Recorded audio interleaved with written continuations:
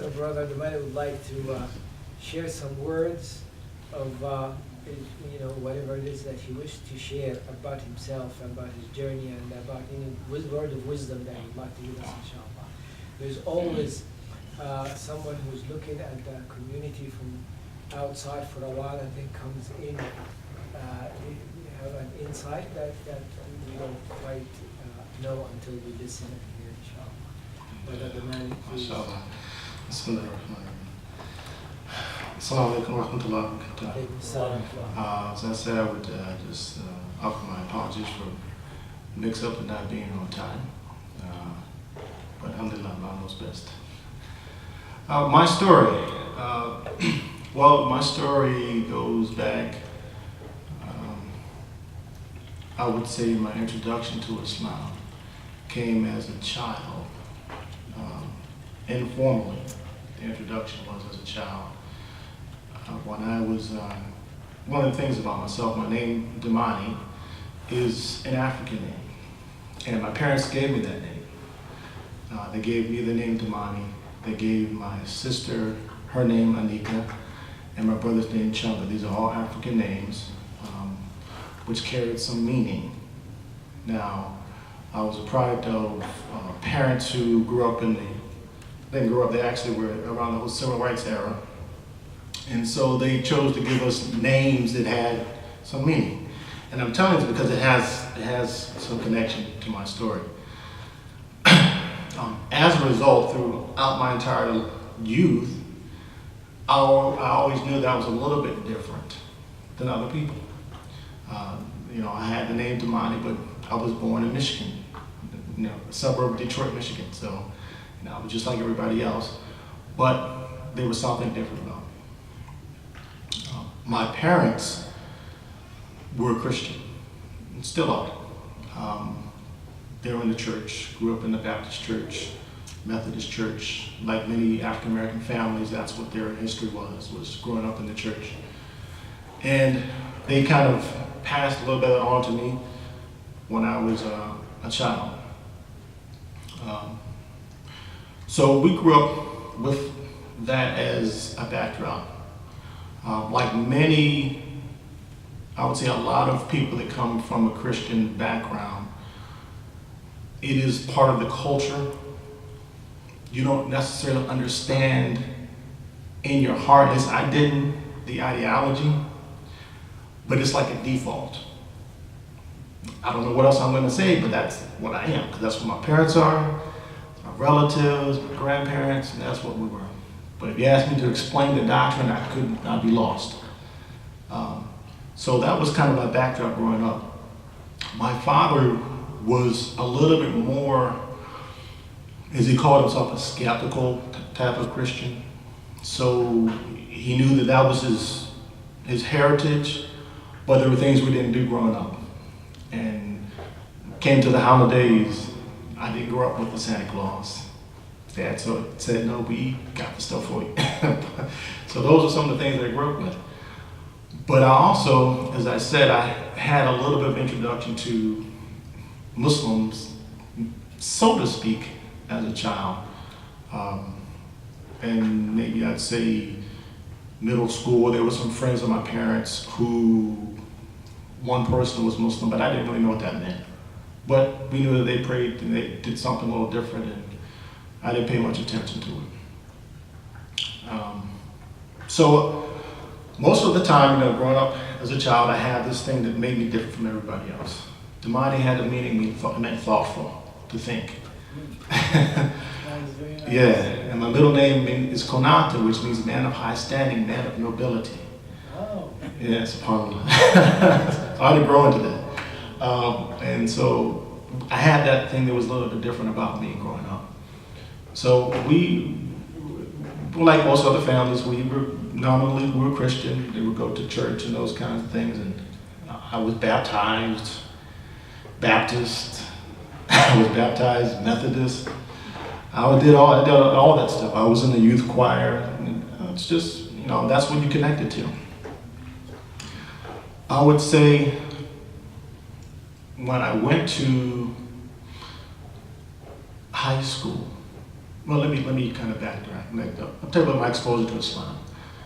I remember when I was a child, there was a movie out called Roots. Remember Roots? So they have Roots in there, and there was this scene where Kunta Kinte is praying to Allah, asking for help and guidance. And so I remember watching that scene, and I was like, yeah, I was into it. And he said Allah. I said, oh man, what is Allah? I was like, oh, I was trying to substitute the word Allah with something else that I can relate to it. And I just kind of watched it, and oh, okay, that was pretty interesting. Then I got into high school, and I grew up in high school around the time of the late 80s, and it was another time period going into the early 90s where things got to be very much as a rebirth of a conscientious period in America for people of African American descent. So you had like the 60s, then you had the late 80s and early 90s. And that was a time when a lot of people were kind of trying to discover themselves. I, up to that point, never had a feeling of knowing or believing that I was a Christian. That's what I carried with me, and I would defend it because I had nothing else to fall back on.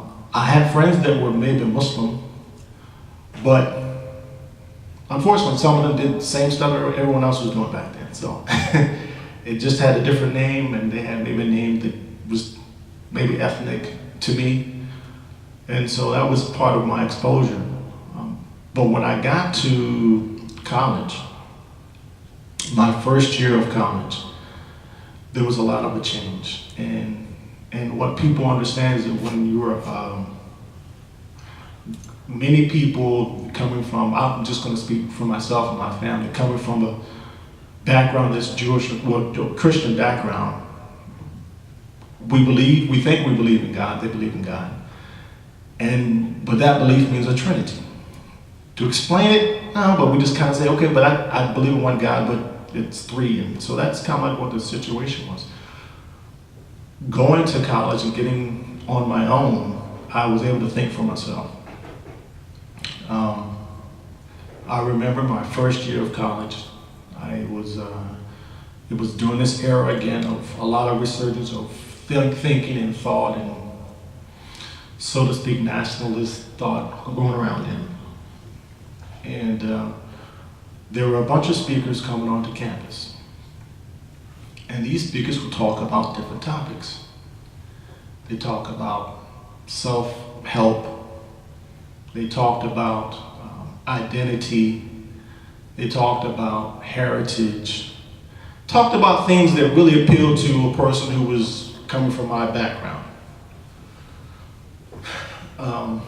And they talked about somewhat spirituality as a result. So I would go to all these different lectures, and I would watch, and I would listen, and I would get intrigued, and I was thinking, and I was like, what about me? What is that? What does it make sense to me? What am I supposed to be like? And then I started questioning things, and you start to think, and I started questioning. Like, well, my background is this, from Christianity, but it doesn't quite make sense to me. But there's nothing else for me to look at. And when I went to college, it kind of changed. So I started to go to speakers, and I started to look, and I used to watch and listen. And there was at one point, while I was going to lectures, I got intrigued to start to read and to study, and I started studying things about different aspects of Christianity. I started studying things about African and Arab, Asiatic culture, and I started reading those things. My mind started opening up. I started to reflect more. And then there was a group that would come to campus that we know as the Nation of Islam. Now, for people coming from an African American background, many of their first exposures back then, 20-something years ago, was to the Nation. That was what their exposure was, because they were coming around to these people, to the communities, and talking about self-help and saying things that were appealing to people because it kind of made you feel important and kind of explained some of the oppression that you went through or some of your relatives went through. And I got exposed to some of their literature. But I did not accept their ideology because it didn't quite make sense to me either. But it made me question. And there was one point where they had a newspaper that was published, and that newspaper had ayats from the Quran. And I picked one up and I looked at it and I was like, oh wow. So it made some sense to me. And I looked behind some of the other things about them and I said, no, that doesn't quite make sense to me. And then my interest kind of sparked a little bit. And then going into my, hopefully I'm not being too long-winded, but I want to let it express this to you. So I went through this period of time of becoming not associated with a religion. If my parents asked me, I would say I was Christian. Someone else asked me that, but in my heart, nothing was connecting there.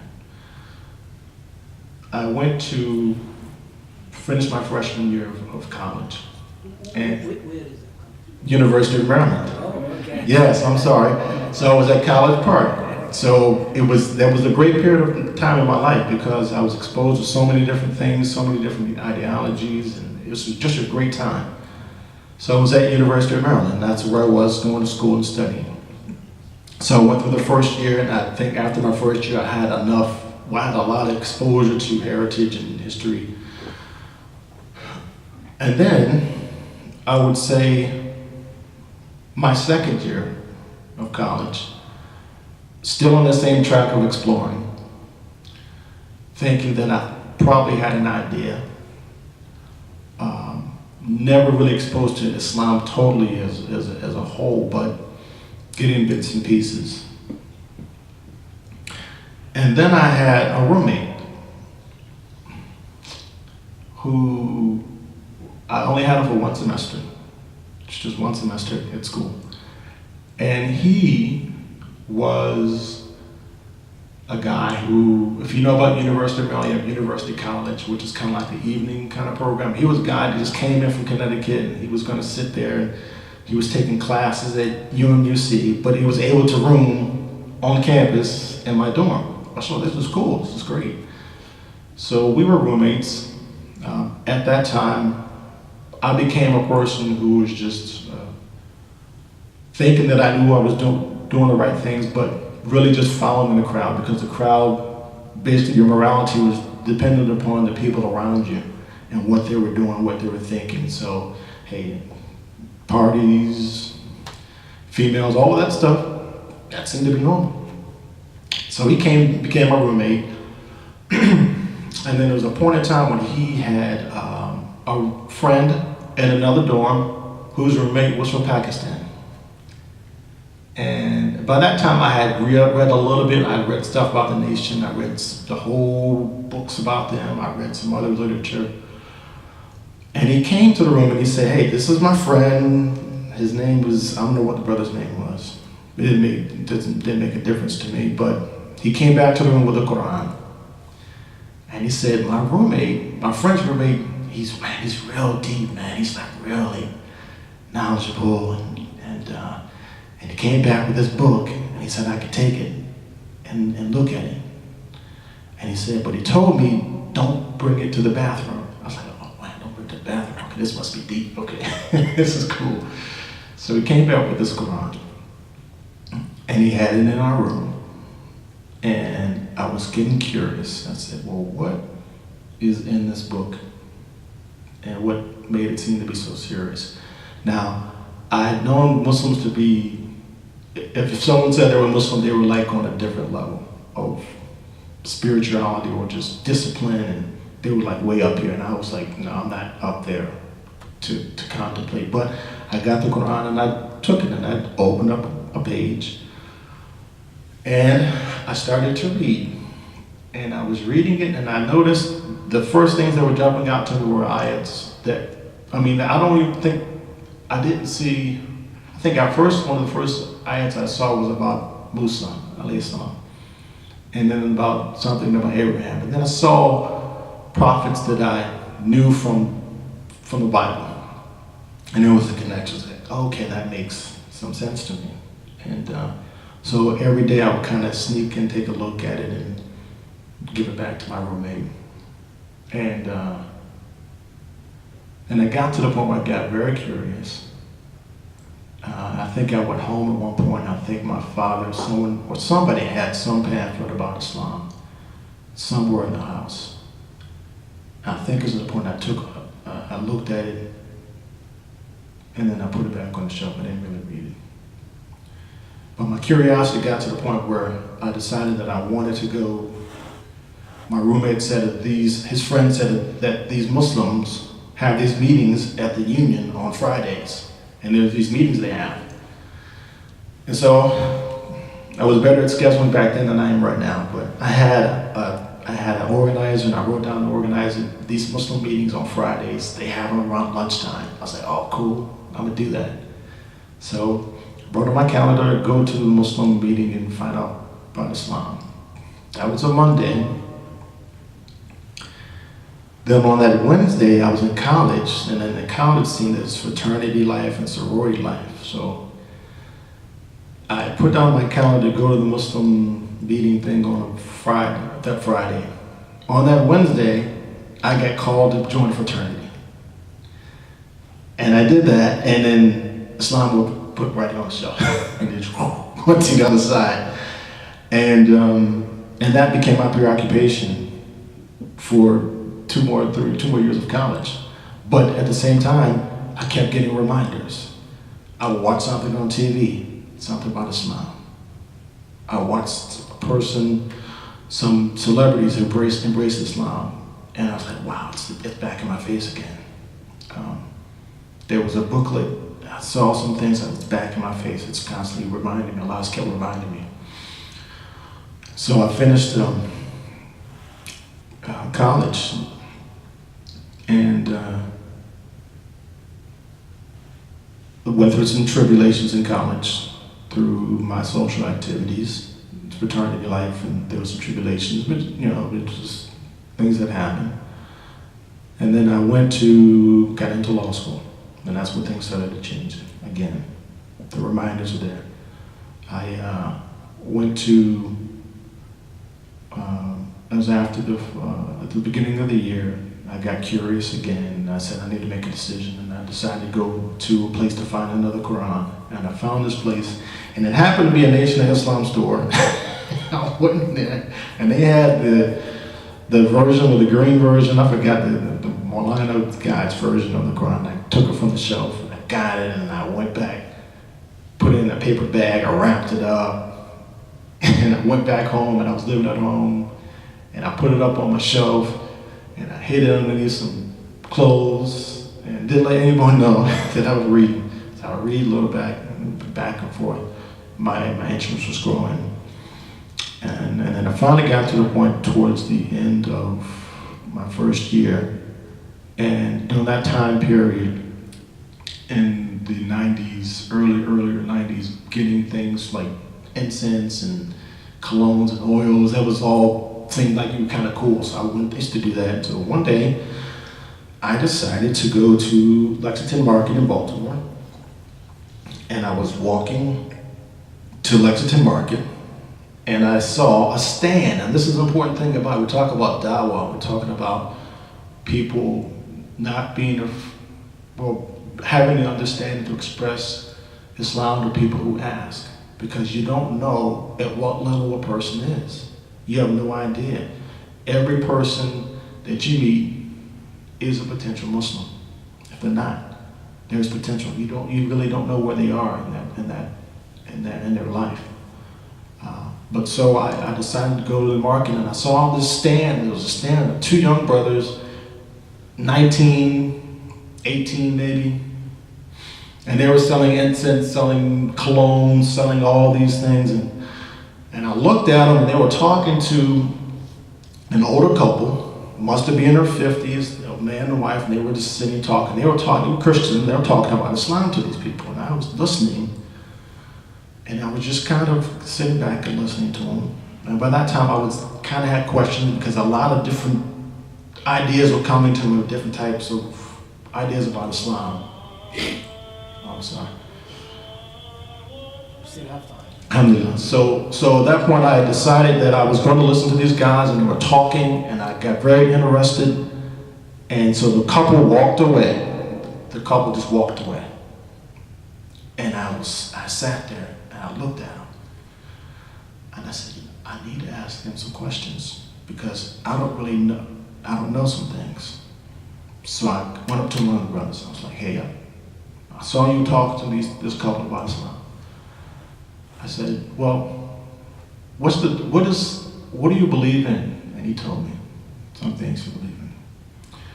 And then I asked him, I said, well, what about this one group? There was a group called some Nubian Islamic community, was some sect of something that appealed to people based upon skin color and based upon nationality. And I said, well, what about them? He said, no, that's not Islam. That's not the real Islam. I said, okay. And there wasn't a nation. There was this place they were called not even more science. Hebrew something? Hebrew Israelites, and back then they were the Islamic Hebrew Israelites or something.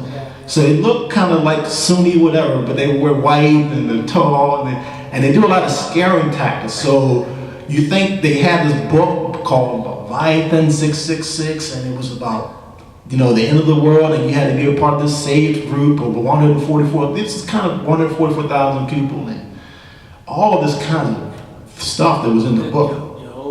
It was no, they're not Jehovah's Witness. It was a group, and I think they're still around, but they have some portions back then that seemed to be Sunni, seemed to be Orthodox, but they had a lot of other things that were like Nation and Jehovah's Witness. But for a person who's coming from a people who didn't have a background, the ideology, they didn't know what the history was appealing, because you want a connection. And that's what I asked this guy about. I said, what about this group of people? And he said, no, that's not Islam. I said, okay. They invited me. He said, well, come to our masjid. I said, what's the masjid? That's the mosque. I said, okay. He said, come on these Wednesday nights. In fact, it's tomorrow night. And we have some dinner, and we have food, and we'll tell you something about Islam. And I said, okay, I'll go. Now, I'm from Columbia. I was raised in Columbia, in the suburbs. So I'm in Baltimore City, next to the market. And the brother says, come to our masjid, and we'll have some food for you, and we'll talk to you about Islam. I said, well, I'll go. Let me go. So I go. This masjid is, do you want to know, or is it not important? No, it's Masjid al-Haq, in Baltimore City. Yeah, Masjid al-Haq, right. So they had these, back then, I think they still do, they had this nights when they feed the indigent and give them food and talk about Islam. So I said, let me go. I wasn't indigent, so I go to this meeting, and I meet the same Brother Ali. I'm going to call him Brother Ali. I meet Brother Ali, I said, I'm here, let me see what's going on. So we sit down, and they bring us into this hall where they used to serve lunches, and they used to have all the little buffet line. And so, but all the folks that are there are guys coming from jail, or they're just trying to get themselves back on their feet, they're coming from, substance problems, and you have other folks, and I'm sitting in his brother, I think his brother's name was Rashid. This is sometime ago, he's giving a lecture, writing things on the board, and I'm looking, watching, and I'm like, you know what, yeah, okay, I kind of know something about this. And so he finishes his lecture. He says to me, you have any questions? I said, well, I kind of know some of your basics, but I can't do the things you guys do, and it's just, I can't do that stuff. I don't think I'm disciplined enough. And I said, but also, I said, I'm not like these other guys here. I was just suburban arrogant, but, so I don't need a new life. I don't do, I didn't do a lot of the crazy stuff my peers did. I didn't get into alcohol, I didn't do drugs, I didn't do any of those things before becoming a Muslim. And I said, I'm not like these folks here. He said, no, I said, I know. He said, I noticed something different about you. I said, yeah. I said, it's not my story. And then the brother, I call him Brother Ali, said, well, Damani, I'm gonna take you upstairs. And he said, I'm gonna take you to where they make wudu. And I said, what is this wudu thing? So let me go over. So I follow him over there, and he shows me how Muslims make wudu. And he showed me a little of what, he said, you wash your hands, and then you put water in your mouth, and you put it in your nose. And I said, why don't you try it, Damani? I said, I'll try it. I was like, oh my God, what is this? So it was like, felt very weird, but it was like, there's something different about this. I felt clean. Then he took me upstairs to the Masala. And he had a Quran out. And he opened it. And I don't remember what ayah it was, but he went through some things. And there were brothers up there after Isha, and they were laying, and it was in May, it was in the springtime, late May, and he sat there and he read through some ayahs, and he said, after he finished, he said, you know what? He said, I've given you information. He said, now you know. And now you're accountable. I was like, man, why did you say that?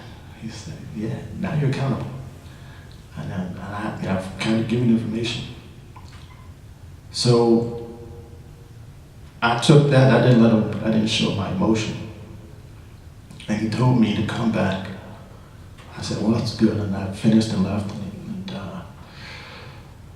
he told me to come back on a Friday to Juma. I said, I'll come back again and take a look, because I wasn't convinced. My heart kind of knew. I would say what my heart knew. As Allah says sometimes, your heart knows. But your mind and your lips haven't said it yet. So I came back on that Friday for the Juma prayer, and I came back to the masjid, and I sat in the back.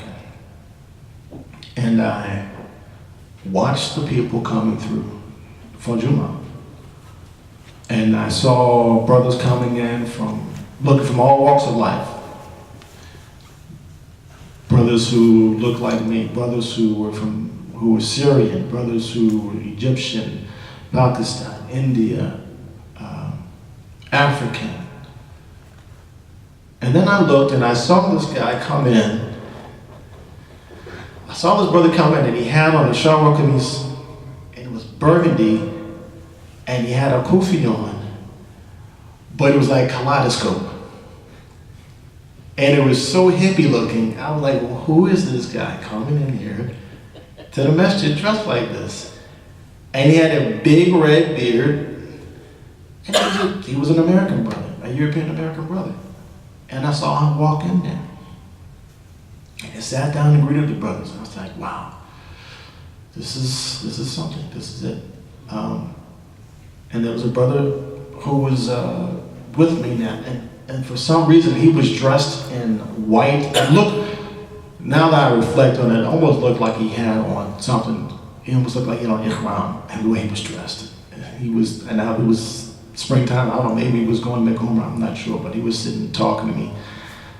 And the whole time I'm listening to the khutbah, and I didn't hear anything. I was totally in the daze. And so when I said to myself, I said, if you don't do something now, I said, you could die tomorrow. And there's no excuse. And so I sat there, finished the prayer, and I said to him, I want to do this now. I said, I want to become a Muslim today. And they were like, you sure right now? I said, no, right now, I want to become a Muslim. And so then we finished Juma, and I went outside, and if you know, I Masjid al-Haqq, and I walked outside downstairs. And I told him, yes, I want to become a Muslim. And so the brothers were like, brother, you must become a Muslim, man, become a Muslim, and everybody was coming out, and I stood outside. I remember the shirt they had on. I remember the jeans, and took my shot and ran outside the masjid. And it was the most amazing thing. And I sat there and I thought to myself, I was like, I had to make that step. And I took the step. And that began my introduction to Islam. Alhamdulillah. But for new Muslims, it just starts there. For most Muslims, it just starts there. All of us, we start every day. I can go on if you want to tell you. I can tell you what happened after that. So we have time. So after that, I went, and the brother told me, okay. He told me to hurry, go home, wash all your clothes, wash yourself, take a shower, everything on you dirty. It's like, oh my God, tell me everything. You can't do this. You need to tell everybody. So, and it was during the time of the early 90s. It was, we all know what was happening in the early 90s around. There's a lot of information coming in, a lot of us are trying to refocus, regenerate our attention to what we believe to be the correct way of practicing Islam. So people have a lot of good intentions, were throwing a lot of stuff at me. And I went home and I sat there and I didn't tell anybody, I was scared. I didn't want to tell my parents because it was like, I felt kind of like, they're not going to understand. They're going to think I'm some crazy person. They're going to think I'm out there on the streets selling newspapers or bean pies or whatever. And so I sat in my house and I was living at home and I just had this guilt feeling that I can't hide this.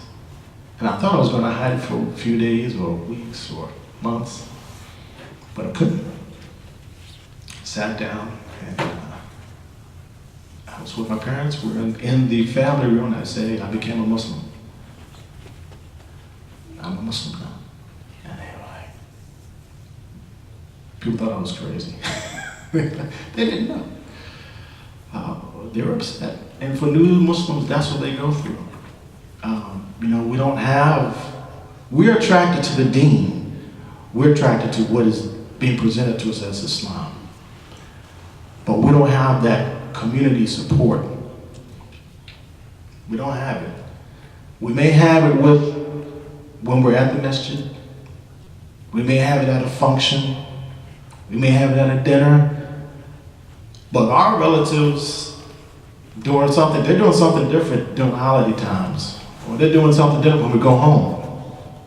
And we're coming back sometimes.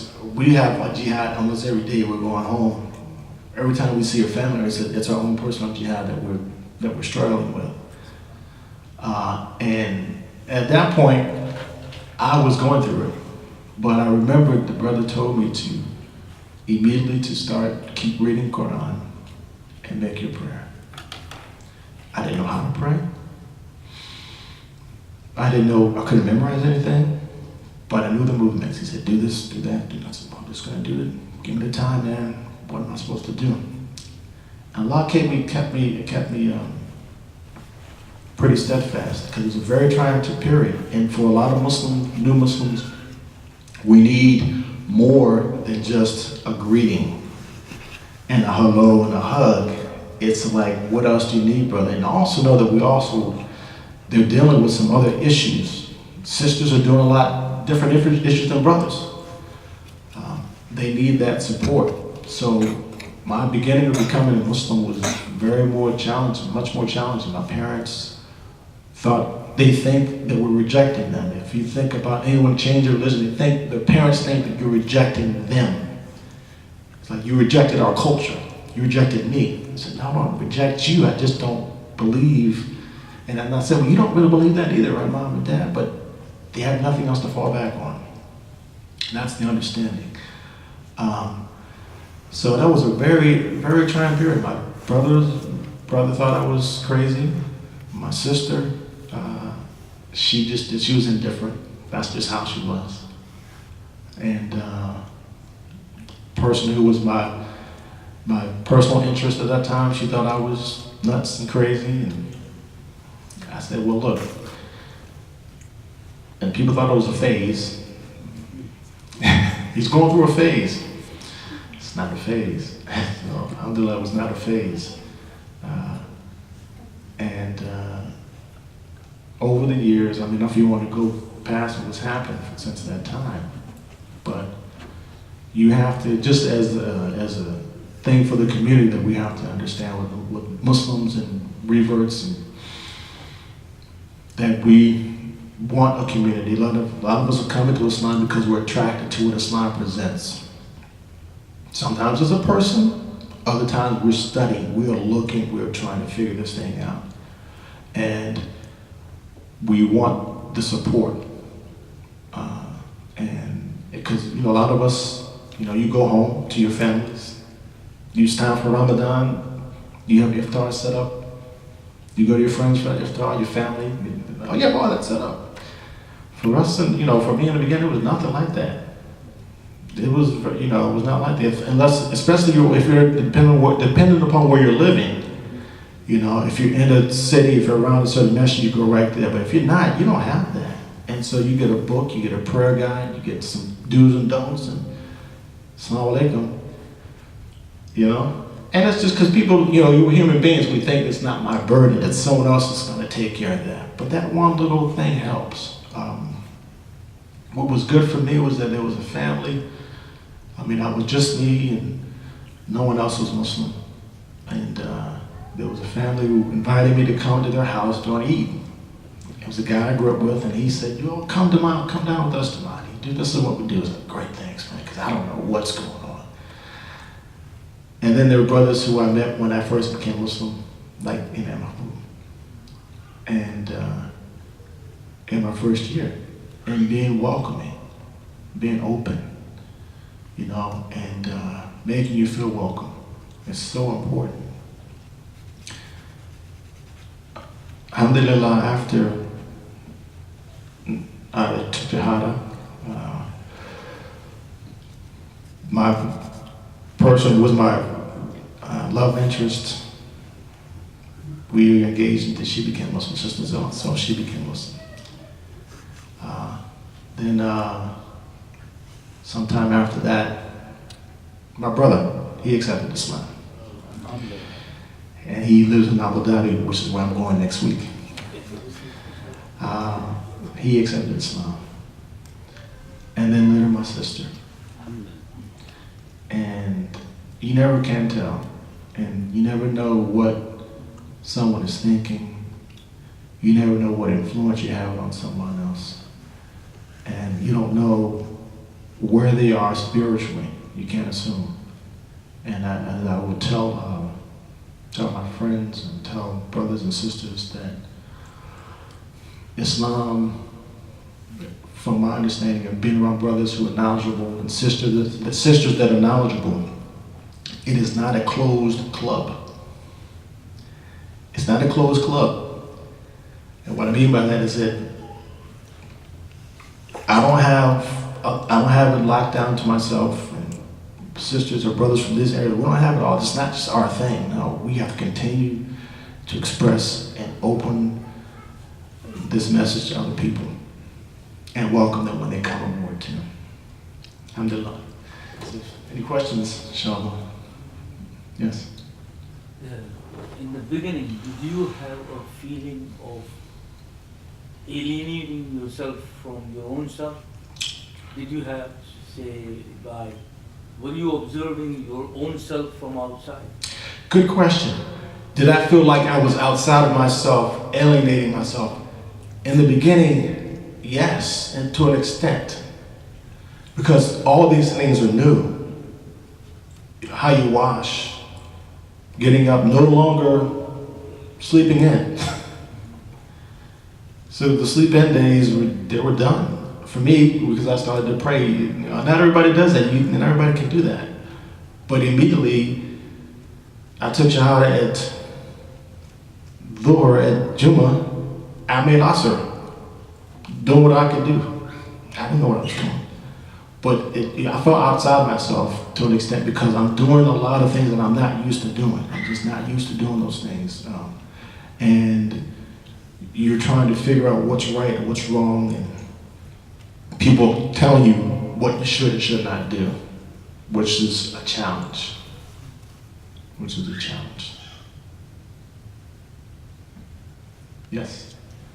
Uh, parents are still Christian or they? Yeah, the interesting thing about my parents are still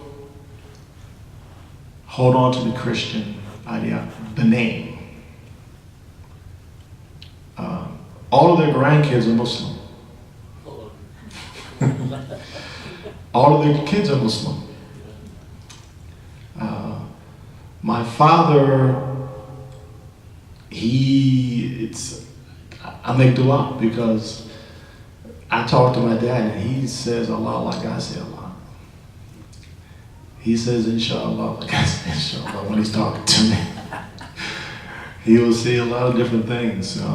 My mom, she's, when my kids were growing up, my son, Tajuddin, my daughter Anissa, during the Eid time, my parents I said, well, look, I celebrate Eid now. They're like, well, what is that? Well, did the kids get presents? I said, get presents. So they would do that and accommodate. Alhamdulillah. Yeah, brother. Not a question, but the similarities between you and I. Yes, sir. I'm the first Muslim in my family. So from that, my son, now all my sons, and my mother took a shahada at 83. Subhanallah. Oh, that's the whole thing. All I can say is don't give up. I'm not going to give up, brother. I told my mother, the amazing thing is that, subhanallah, my mother, they found that she had cancer, stage 4. Yes, sir. And I asked her, I said, Mom, if there's anything you ever done for me, I was given a dawah for years. Yeah. I said, Mom, this, you have to, la ilaha illallah. Show us some more. Yeah. She took a shahada at 83. And now, 1 year later, stage 4 cancer is all gone. Subhanallah. Allahu I Akbar. can't find one trace of cancer. Oh, man. I mean, that's awesome. Yeah, Still subhanallah. getting her strength back, but Yeah. they cannot find no signs. No signs of cancer. When they gave her 6 months. Mm. Alhamdulillah. Alhamdulillah. Alhamdulillah.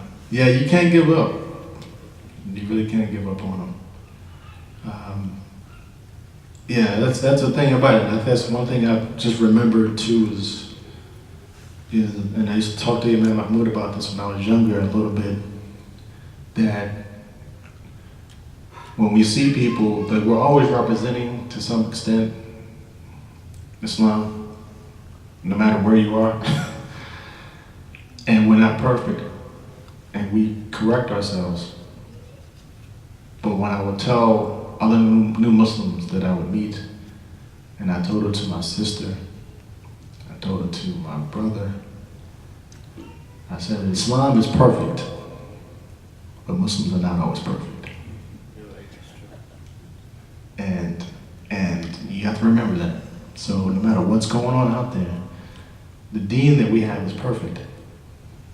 There's no flaws. There's nothing that needs to be changed, nothing added. Sometimes we fall short. And that kept me going through whenever I would go and deal with situations, or even myself, situations that weren't the best situations. Just remembering that, it's critical.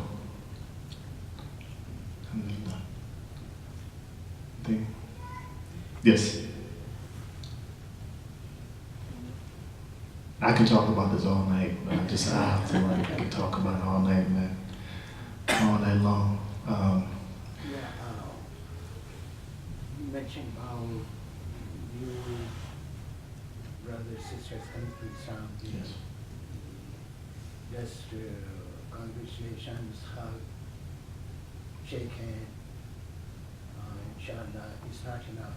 So, what can we do there to form some kind of organization, or that we need to do some work there? Yeah, and it's you think about that, because when people take Shahada, for some of us, for many people when they take Shahada, that's a tremendous step. It's a tremendous step. And they are taking a step into Islam and out of all the other things that they were growing up with. And that also comes with support that they had before. And the people that we're going away from are coming at us too about why do we make that decision? How are they treating you? For us, I think as Muslims, if we have within the masajids or organizations that it doesn't take much, someone to follow up with these brothers and sisters. And even when you are yourself taking upon yourself to invite that brother or sister, you don't have to have a committee position or anything like that. To say, hey sister, look, we're having tea. You want to come and sit down and have some tea? No, come by the house. Come over to my house when we have dinner. You know, and just you have to open the door to that. And people, they do welcome it tremendously. I mean, I did. And I think I was just blessed by Allah to have been around a community at those times that was welcoming, to an extent, fairly welcoming. And, but inshallah, I don't know if I want to prolong much more than this. I've probably talked too much already. But yes, go ahead, my son. How much old you were when you were a kid? When you accept Islam, you mean? Yes, so I'm going to show my age now. I was 23. 23. Yeah, I was 23 years old. Yeah. Yeah. Yeah, that's what it is. You took the Shahada when you were 23 years old? Yes. SubhanAllah, you met with the Quran. Huh? You met with the Quran. SubhanAllah. 23 years. That's right, yeah, 23, right? Right? No, not there at all. But yeah, I was 23. Yeah, so it was a big deal. So as you are 28 now, Yes, sir. I love it. Yes, because that much grown and beard yet. But yes, but it does. It goes by fairly fast. Yeah, so I just wouldn't imagine. I talked to my kids and my son. He's now at University of Maryland. Alhamdulillah, he's a freshman there, and he's at NIST with his sister. You know, at the MS, he's active in the MSA there. So I mean, and everybody knows my son, but you know, the time goes by fast. And alhamdulillah, it goes by very fast. It does. Yes, sir. Did you find something from your previous life that was really hard for you to abandon? Good point. Good question. There's always something that people have a difficult time abandoning and leaving. For some people, it may be holidays. For others, it may be a substance that they used to have a lot. For me, it is probably, I mean, alhamdulillah, I didn't have a substance issue. Because I was, the time period, I wasn't eating pork. That wasn't an issue for me because that's just the time period I was getting around to things. For me, it may be that the more difficult thing would be my friends, your friends. Certain friends, I've lost a number of, I say I lost friends, I lost their steady company, naturally, because I'm not doing the things that they want to do anymore, so that's what was probably more difficult, and let them understand, and that some friends I forced them away too. Wise, they're not as wise, but I did. Some of the friendships were rekindled, but they still have an understanding that we still gotta know where we stand. So long as they can respect that, we're cool, we're fine. But if you don't respect it, I just can't be around you. did you find any good friend besides Sheikh Mahmoud? Any good friends? I've had a lot of good friends. I mean, there's a lot of, alhamdulillah, Sheikh Mahmoud, when I was, like I said, the one funniest thing I tell the story to my kids, Sheikh Mahmoud, is I remember we were in the the office above Wild Lake Village Center. When we first started out. Yes, sir. You first started Del Taqwa. And I was trying to learn my prayers. And the tashahhud I did not know in Arabic. And I said, do you have to know this in Arabic? He said, yes, you do. I was like, oh, boy, so I got to learn this now, too. So there was a lot of things that very welcoming. Del Taqwa was always very welcoming at that time. It was very much a welcoming environment. Yeah, for those who do not know, eventually Brother Damani was a big member of the Shura. Yeah, it's been like ages, but yes. So yeah, it's a long time ago, but it's like I said, being welcoming for all brothers. Someone to welcome us is always important. And sisters, sisters have different struggles than brothers. Brothers, I guess the struggle, you can hide your Islam and still be a good Muslim, right? You can still be accepted by other people. But sisters, if they're trying to strive and they're wearing hijab, or if they're trying to do certain things, they don't hide it. They are out front and center. And that could be more of a challenge for them, yes. It is their jihad. It is serious, it's a jihad. It's a jihad, and you have to honor and respect that and understand that.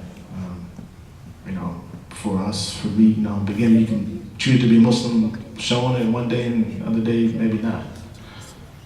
But if the sister's trying, they're out front all the time. Yes? So as you mentioned that your parents, they ask you but when the time comes for Eid al-Fitr and Adha, Yes, for sir. the gifts and stuff. Yes. So do they accept the same thing from you when the Christmas and Easter come or not? Do they expect the same stuff? Yeah, that you're gonna... No, we don't do Easter. No, I'm just saying because... it's- Oh yeah, right. So it's kind of like this, and that's a tough thing for converts, because you don't want to offend your family. Yeah. Yes. That's real serious, man. You talk about the Easter thing for my family wasn't a big that kind of stuff because it was just candy and stuff, so that was no big deal. But comes time for Christmas, comes time for basically Christmas. That's it. You have other holidays that are kind of gray areas, Thanksgiving, all those other kinds of things. But I respected my parents, and I would be with them. But they knew what I did not do. Now, in the beginning, years ago, a lot of us were just totally throwing everything out. The whole bathtub, everything's gone. As far as we became Muslim, everything. And there are some things you realize you could or could not do. But my parents knew that for my kids, we would, on Eid, they would come by. And the day of Eid, they would come by with the gifts for my kids. And they were the only grandkids, so they got spoiled. And they got used to it, so my kids they never had that experience of missing anything. They never had that experience. Because mostly the words actually they have the same, as brother mentioned, it's very tough for them. It's very tough. Not only that, when you, being an outsider, like if I am outside and try to tell them, then it's not the way to give them dawah, to be a part of what they're doing. Right. So they get offended. No, Right. they're my parents, or he's my only son, or Right. she's my wife. I'm trying to convince her or him, but I think, See, the thing about you, for the revert, they experience different challenges. For us if we have Muslim family and everything's been Islam for the last 100-something years, it's easy. Yeah, that's just what's going on.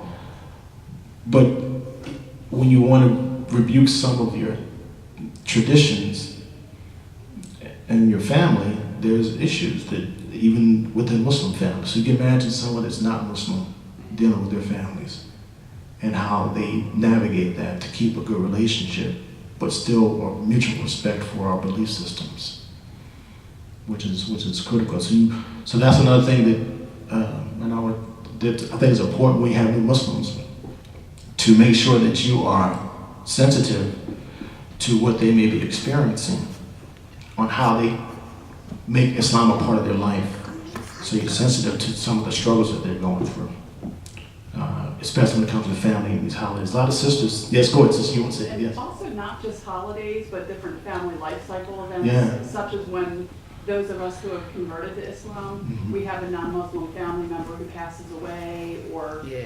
there's some other kind of big family event Yeah. that occurs. Funeral. Sometimes it feels like people who have been born Muslim don't know how to deal with us when these different really tough life events come about. Yeah. Because some of the things we would say to another Muslim we may not feel comfortable saying that to someone who is not Muslim. Right, And, so to figure out what are ways to be supportive right. and understand that they have a different struggle and that there's all kinds of cultural differences about attending funerals or how Right. do you give condolences, so many different things Right. that can be really challenging. It can be very challenging. Yeah, very challenging. That's very challenging. So have you gone through any of these, like when it comes to the funeral and stuff? I mean, Yeah. I mean, yes, I have. In my extended family of Christians, and my wife's mother's side, they're Jewish, and so pointing an example. There's an issue. I did tell you an issue I had lately about when my wife's grandmother passed away, and they want us to accompany, to go to show their support and to go to their funeral home. And her brother is a rabbi. The pastor, he's a rabbi. Get that, right? So he's a rabbi. They all know I'm Muslim. They know my family's Muslim. They know and understand the difference, and they get humor into it. There's some humor. But they wanted to, there was some function, like, because we've done interfaith dialogue before, going to churches and synagogues and so forth. And a lot of them have something where they want someone to cover their heads and that kind of stuff. And so I remember sitting down with this, I called my Uncle Jack, and he's like, well, when I go to the mosque, I take my shoes off. And when I go to the Christian church, I do what they ain't supposed to do, and I know I never see you wear anything on your head. I said, well, look, I have something to put on my head if you want me to respect your facility. And, but I put it on. That, what you have, he said, I know, Damani, you have what you have, and I respect that. And so, of course, had our kufis and going to a place where most people are not Muslim or Jewish, and they have to respect that. But those are challenges we have all the time. And trying to support your family, and at the same time making sure you keep your deen in place. It's always constant. Wayakum, Sheikh, Some people want to go to work now. I know. Yeah, what to go to work because alhamdulillah, hopefully it's good. But yeah, alhamdulillah, thank you for Thank you very much. thank you, Sheikh, and I really it's very moving experience for us. alhamdulillah, Listen to you. alhamdulillah, and I appreciate it, and I'm glad I could give something, and that. But as I always leave with people, just as our brothers and sisters know, they keep welcoming people to this team. Because, it's open, it's not a closed club. Alhamdulillah, inshallah, I think that'll be it. Wa yakum, assalamu alaikum wa rahmatullah.